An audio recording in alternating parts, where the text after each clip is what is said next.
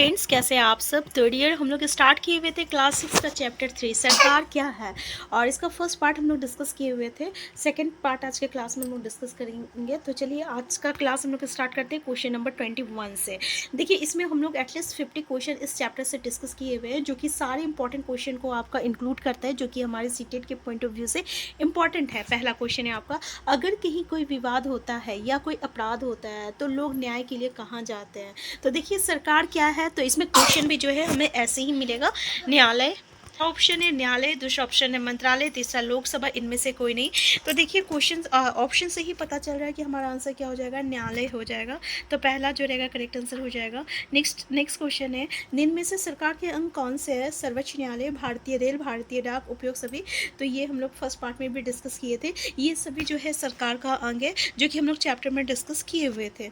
Next, जो पूरे राज्य को ध्यान में रखे वो कौन सा स्तर है। देखिए, यहाँ पे हम लोग देखे थे कि सरकार कितने स्तर का होता है। तो देखिए, सरकार 3 स्तर का होता है, ठीक है। एक होता है आपका स्थानीय स्तर होता है, एक स्थानीय स्तर होता है, एक राज्य स्तर होता है, एक राष्ट्रीय स्तर होता है, ठीक है। जिला स्तर नहीं होता है। राज्य स्थानीय स्तर मतलब क्या हो गया, जैसे कि पंचायत समिति जो हो गया पंचायत में, ठीक है ना, तो वो स्थानीय हो गया। फिर उसके बाद आपका राज्य सरकार में आपका सरकार बैठा हुआ है, और राष्ट्रीय सरकार में आपको मोदी जी बैठे हुए हैं, केंद्र सरकार बैठे हुए हैं, ठीक है।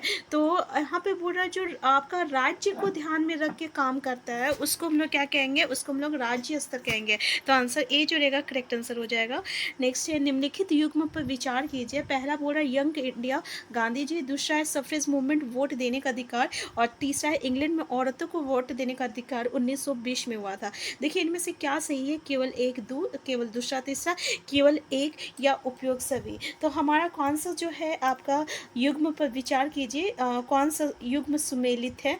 तो यंग इंडिया जो है ये आपका गांधी जी से है। और सफरेज मूवमेंट किससे था, तो ये आपका क्या कहते हैं, महिलाओं को वोट देने का। देखिए, वोट देने का अधिकार यहाँ पे सिर्फ दिया हुआ है, इसलिए गलत है, क्योंकि ये महिलाओं का वोट देने का अधिकार से संबंधित है, ठीक है। ये हम लोग फर्स्ट पार्ट में पढ़े थे कि इंग्लैंड में औरतों को वोट देने का अधिकार कब मिला था। आप प्लीज़ हमें कमेंट बॉक्स में बताइएगा, ठीक है। तो इसलिए हमारा पहला जो रहेगा ये इसका करेक्ट आंसर हो जाएगा। बाकी दो ऑप्शन जो है गलत है। नेक्स्ट है आपका शहर, गांव या मोहल्ले में। तो सफरेज मूवमेंट समझ में आया ना। सफरेज मूवमेंट क्या बोल रहा, यहाँ बोल रहा वोट देने का अधिकार। अगर महिलाओं को वोट देने का अधिकार रहता तब ये सफरेज मूवमेंट सही रहता, क्योंकि सफरेज मूवमेंट मतलब क्या था कि महिलाओं को वोट देने का अधिकार के लिए ये लड़ा गया था, और इसी मूवमेंट को हम लोग सफरेज मूवमेंट कहते हैं। नेक्स्ट है आपका शहर, गाँव या मोहल्ले में सरकार के स्तर को। तो अभी हम लोग देखें ना कि गाँव में जो पंचायत होता है, तो शहर, गाँव, मोहल्ले में जो सरकार का स्तर होता है उसको हम लोग क्या कहते हैं, उसको हम लोग स्थानीय स्तर कहते हैं। तो पहला जो रहेगा करेक्ट आंसर हो जाएगा। नेक्स्ट है, हर देश को विभिन्न निर्णय लेने या एवं काम करने के लिए किसकी ज़रूरत होती है। सरकार की होती है, डाक की होती है, स्कूल की होती है, उपयोग सभी। तो आपको पता है ना, डाक और स्कूल का तो होता नहीं है। अगर हम कोई भी काम लेंगे करेंगे तो उसके लिए हमें किसकी कि हमारे हर देश को विभिन्न निर्णय लेने एवं काम करने के लिए किसकी ज़रूरत होती है, तो सरकार की ज़रूरत होती है, ठीक है। तो पहला जो रहेगा करेक्ट आंसर हो जाएगा।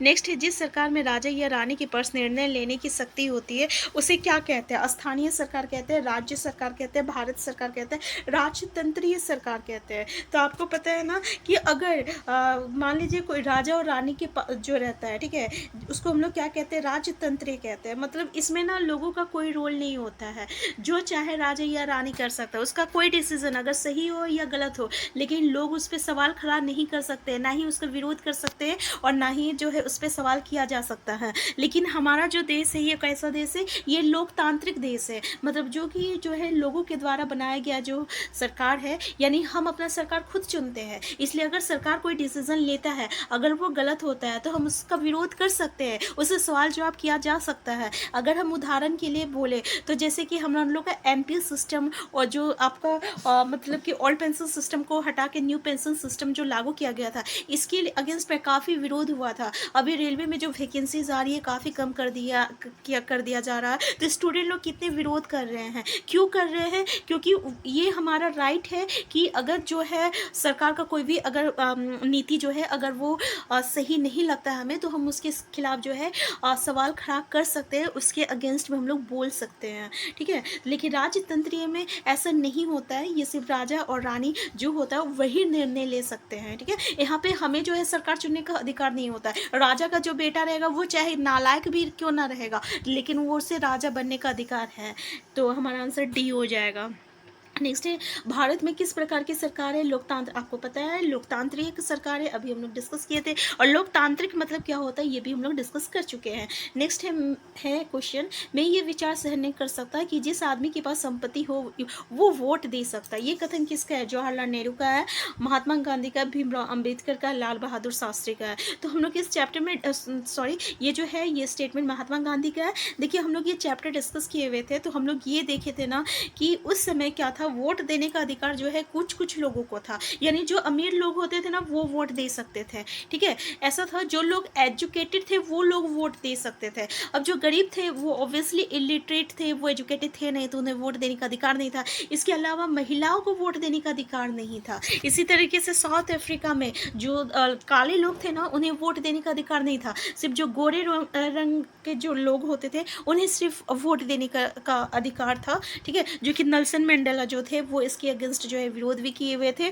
तो हमारा आंसर बी हो जाएगा। महात्मा गांधी ने ये कहा था कि हम ये बिल्कुल बर्दाश्त नहीं कर सकते कि जिनके आदमी के पास संपत्ति है वो ही सिर्फ वोट दे सकते हैं। तो ये स्टेटमेंट महात्मा गांधी का है, जो कि हम लोग एनसीईआरटी में पढ़े हुए चैप्टर में यहाँ से क्वेश्चन पूछा जाता है।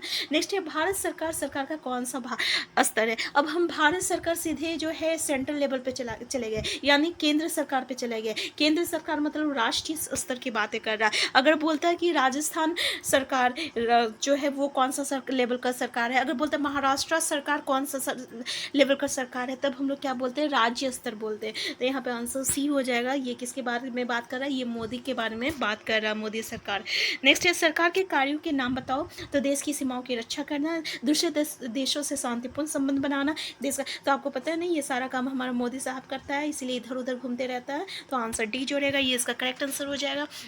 नेक्स्ट है, राजशाही सरकार क्या है? लोगों द्वारा चुना गया। अब राजशाही क्या लोगों द्वारा चुना गया है? नहीं, हम लोग पहले डिस्कस कर चुके हैं कि ये राजा या रानी द्वारा शासित होता है, तो इसको हम लोग क्या कहते हैं? राजशाही सरकार कहते हैं। नेक्स्ट है, लोकतंत्र में कैसे भाग लेते हैं? सीधे लेते हैं चुनाव। अब देखिए लोकतंत्र में भाग कैसे लेते हैं? तो हम लोग वोट देते हैं ना, अभी जो है वोट दिया गया था, हम लोग वोट देते हैं तो उसके द्वारा जो है हम लोग चुना जाता है। इसके अलावा चुने गए प्रतिनिधि के द्वारा भी चुना जाता है, ठीक है। तो हमारा आंसर डी हो जाएगा। एक होता प्रत्यक्ष रूप से, एक होता अप्रत्यक्ष रूप से। प्रत्यक्ष रूप से क्या हो गया कि जो हम लोग लोगों के द्वारा जो चुना गया, अप्रत्यक्ष रूप से जो हुआ जो कि विधानसभा लोकसभा के जो मेंबर लोग जो चुनते हैं, ठीक है, तो इसको अप्रत्यक्ष कहते हैं। तो हमारा आंसर डी हो जाएगा यहाँ पे। नेक्स्ट है, सफ्रेज क्या है? कानून बनाने का अधिकार है, वोट देने का अधिकार है, चुनाव लड़ने का अधिकार है।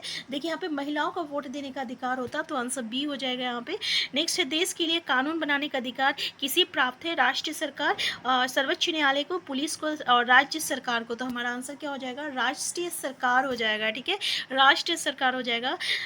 देश के लिए कानून, देखिए देश का कानून कौन बनाता है? तो राष्ट्रीय सरकार बनाता है, तो आंसर ए हो जाएगा।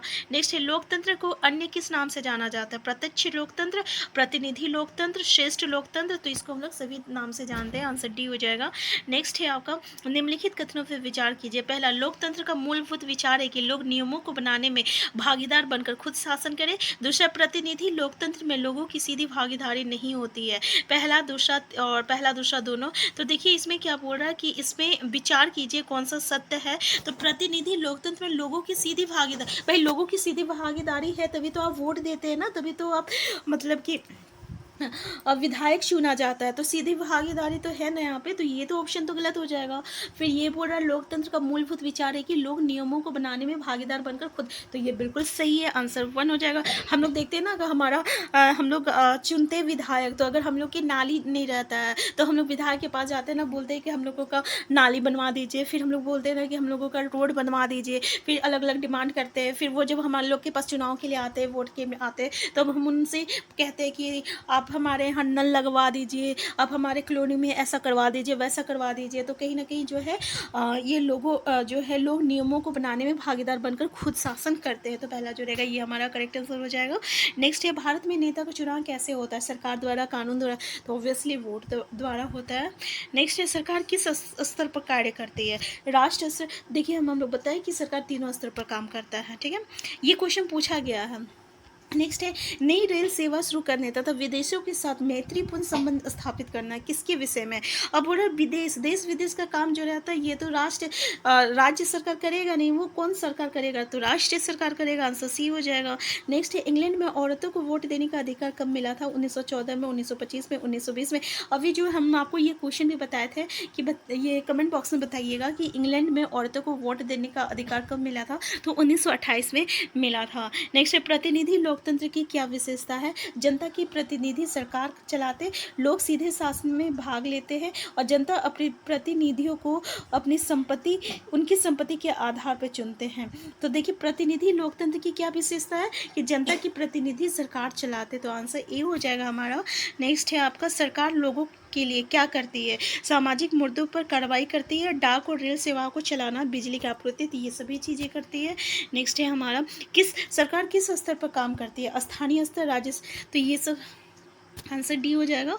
नेक्स्ट है सरकार हर किसी के पालन करने हेतु क्या बनाती है, कानून, निर्णय, भेदभाव, तो वो कानून बनाता है। नेक्स्ट है लोगों द्वारा किस प्रकार की सरकार को चुना जाता है, राजशाही, तानाशाही, तो आपको पता है हम लोग लोकतांत्रिक चुनते हैं, आंसर सी हो जाएगा। नेक्स्ट है लोकतंत्र में सरकार को कानून बनाने का अधिकार किन से प्राप्त होता है, पुलिस से, लोगों से, तो आपको पता है लोगों से प्राप्त होता है।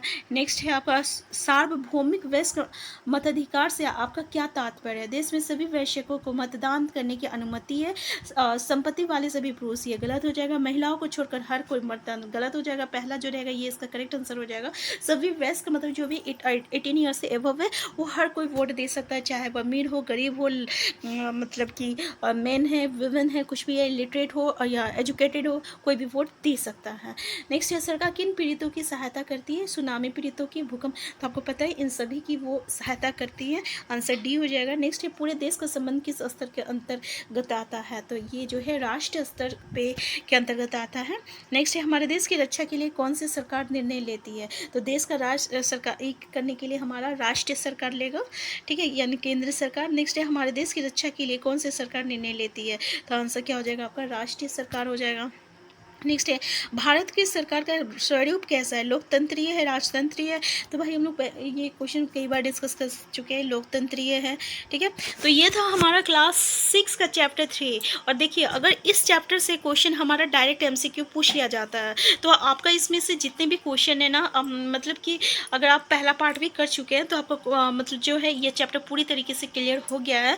और इसमें से 1 लाइनर क्वेश्चन अगर आता है तो आप इजिली कर सकते हो। और स्टेटमेंट बेस्ड क्वेश्चन के लिए, डियर स्टेटमेंट बेस्ड क्वेश्चन के लिए आपको एक बार NCERT का तो की जो चैप्टर है ना वो उसको डिस्कस करना पड़ेगा।